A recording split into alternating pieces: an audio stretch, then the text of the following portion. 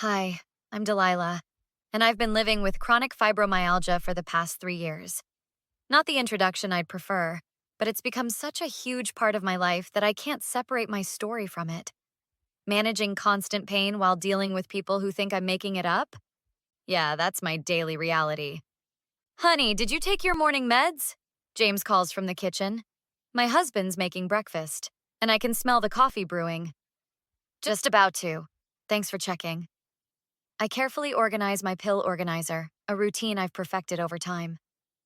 My hands are shaking slightly, one of those lovely symptoms that comes and goes. You know, sweetie, my sister recovered completely from her fatigue issues by doing yoga. My mother-in-law Clara's voice drips with fake concern. She's been staying with us for the weekend, and it's only Saturday morning. That's wonderful for her, but fibromyalgia is different for everyone. I try to keep my voice steady, sharing a knowing look with James. Have you tried just pushing through it? Mind over matter? Rebecca, my sister-in-law, chimes in from the couch, not even looking up from her phone. The doorbell rings. Thank goodness. Hey, bestie! Maya bursts in, her energy filling the room. She's holding a care package and wearing her nurse scrubs. Brought you some new compression gloves and that cream we talked about. You're enabling her, Clara mutters under her breath. Actually, I'm supporting my friend who has a documented medical condition. Maya's voice is sharp but professional. Being a nurse, she knows exactly what she's talking about. Dr. Sarah specifically recommended these items, I add, feeling stronger with Maya beside me.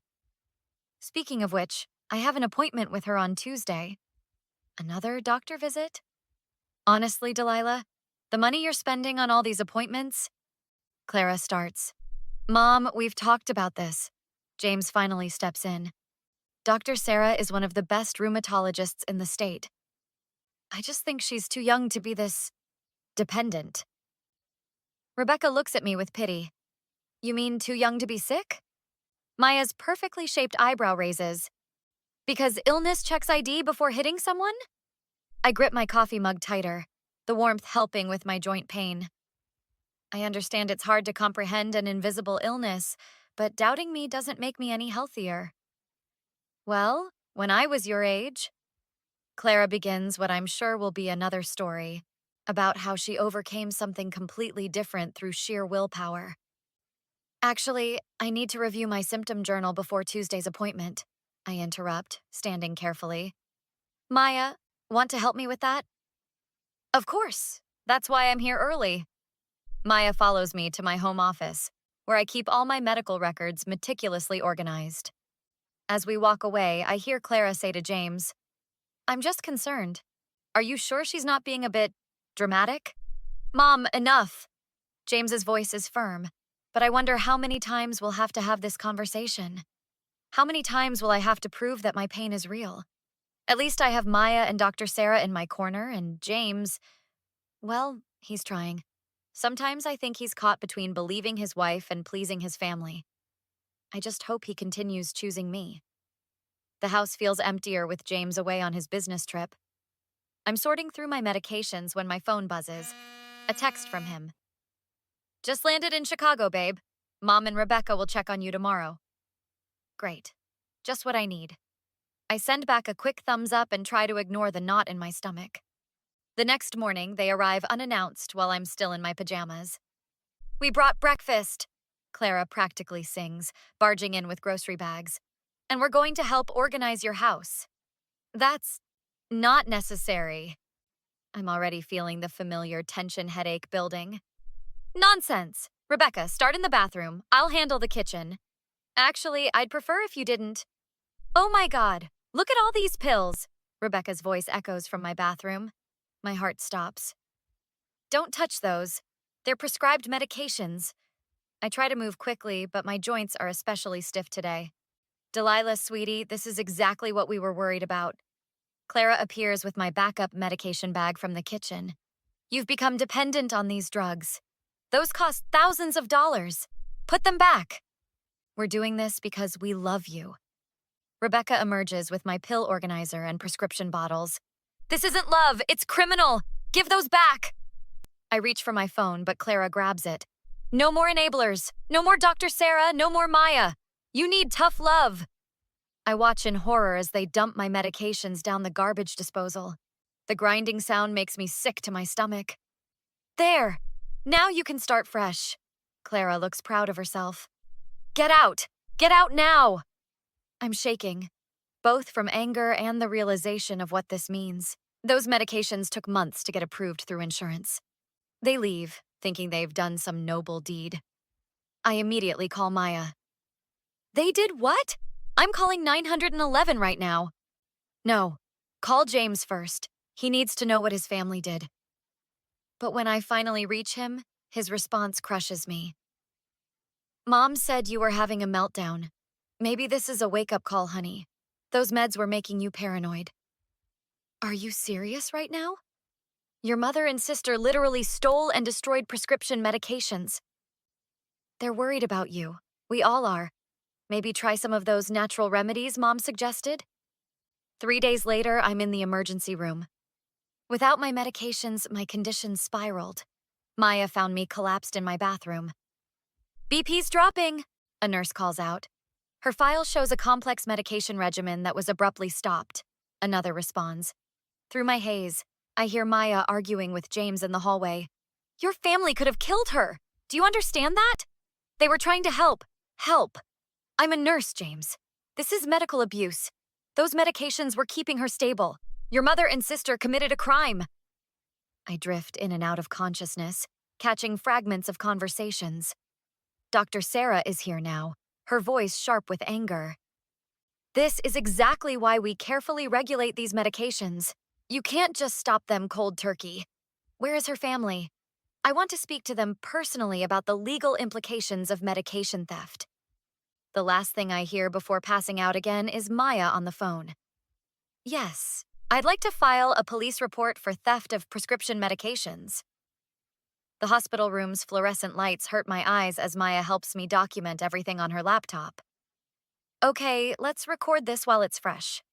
What exactly happened when they came in? My hands shake as I recount every detail. Our neighbor Tom pokes his head in. Hey, brought you some decent coffee?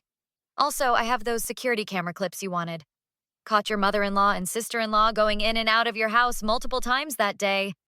Tom, you're a lifesaver. Did you get the part where they carried out my medication bags?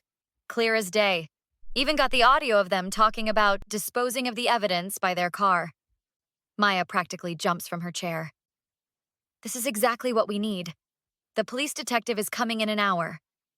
Dr. Sarah enters, carrying a thick folder. I've prepared a complete medical history, including documentation of how long it took to stabilize your condition with these medications. The insurance company is also involved now. They're not happy about having to replace thousands of dollars worth of prescriptions. What about James? Has anyone heard from him?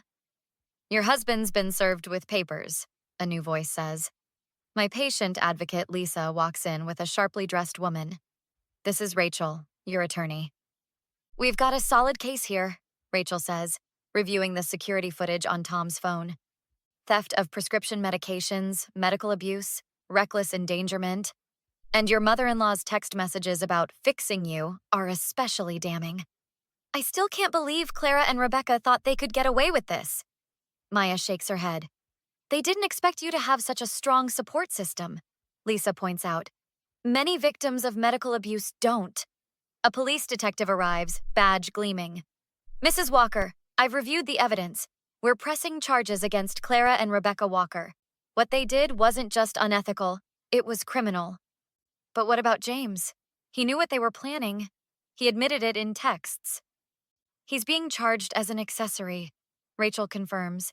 His messages to his mother show premeditation. Tom clears his throat. I've got more. Been keeping a log of every time they came by, taking photos. Even recorded Clara bragging to other neighbors about curing you. The neighborhood Facebook group is blowing up, Maya adds. Other people are coming forward with stories about Clara's medical interventions. Seems you're not her first victim. Dr. Sarah reviews my latest test results. The sudden medication withdrawal could have killed you. I'm filing a formal complaint with the medical board. They need to know about family members interfering with prescribed treatments. You've got an army behind you now. Lisa squeezes my hand. And we're not letting them get away with this. The restraining order is being processed, Rachel adds. They won't be able to come near you or your home. And I'm installing better security cameras, Tom promises. No one's getting in without everything being recorded. My phone buzzes. A text from James. My lawyer says I should stay quiet, but I need you to drop the charges. They're my family. Maya reads over my shoulder and snorts. Yeah, and you're his wife who he left to die. Some family values there. The courthouse hallway falls silent as Clara and Rebecca are led away in handcuffs. 6 months of legal battles and finally justice. Guilty on all counts. Rachel squeezes my shoulder. 2 years probation, hefty fines, and they have to pay back all medical expenses. Did you see their faces when Tom's videos played in court? Maya can barely contain her satisfaction. Especially when the audio caught them planning the whole thing. My phone buzzes. James again. After months of defending his family, reality finally hit him when he saw the evidence in court. Can we talk? Please? I was wrong. So wrong. I should have protected you. Really? Not what you said when you let them raid our house? I know. I've been seeing a therapist. She helped me understand how toxic my family's behavior was. Just, please consider marriage counseling. You stood there in court and watched the footage of your mother dumping my medications while I screamed for help. Where was your concern for counseling then? Tom approaches with a security tablet. New cameras are up and running. Got the whole perimeter covered now. Nobody's getting within 50 feet of your house without being recorded. The restraining order's been extended to 5 years, Rachel adds. And the medical board's investigation into Clara's other interventions is gaining traction. 3 other families have come forward. Dr. Sarah joins us, reviewing my latest blood work. Your levels are finally stabilizing. The new medication regimen is working perfectly. Unlike your mother-in-law's natural remedies, Maya scoffs. By the way, their wellness clinic got shut down. Turns out practicing medicine without a license is frowned upon. My phone keeps buzzing. James again. The divorce papers? I won't contest anything. You deserve better. I just hope someday you can forgive me. Delete his number, Lisa suggests. Focus on your healing. The support group I recommended is meeting tonight. Speaking of support, Tom grins. The Neighborhood Watch made you their honorary member. Nobody's letting anything like this happen again. Your story's making waves, Rachel shares. The medical advocacy group wants you to speak at their conference. Your case is helping change laws about medication theft. Clara and Rebecca tried to play the "but we're family" card one last time. Maya rolls her eyes. Judge wasn't having it. Called it premeditated medical abuse right to their faces. I scroll through my phone's blocked numbers.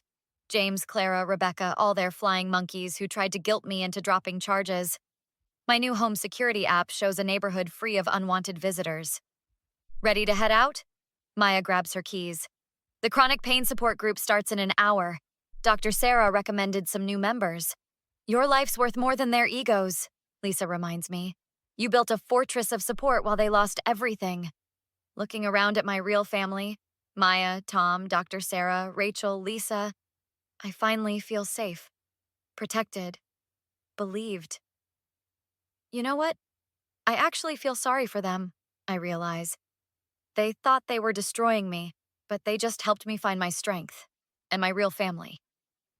The courthouse doors close behind us, shutting away the past. Ahead, my future stretches bright and secure, surrounded by people who know that love means respect, trust, and believing someone's pain. What would you do if your spouse chose their toxic family over your health and safety? How many red flags did you spot in James's behavior before the medication incident? Share your thoughts in the comments. Have you ever had to choose between protecting your health and keeping peace with family members? What boundaries would you set in Delilah's situation? This story touched on medical gaslighting, family betrayal, and the importance of having a strong support system. If you've experienced something similar or know someone who has, remember you're not alone. If you found Delilah's journey meaningful, hit that like button and subscribe to catch more stories that shine a light on real issues we face. Your comments and experiences help others feel understood and supported. See you in the next video.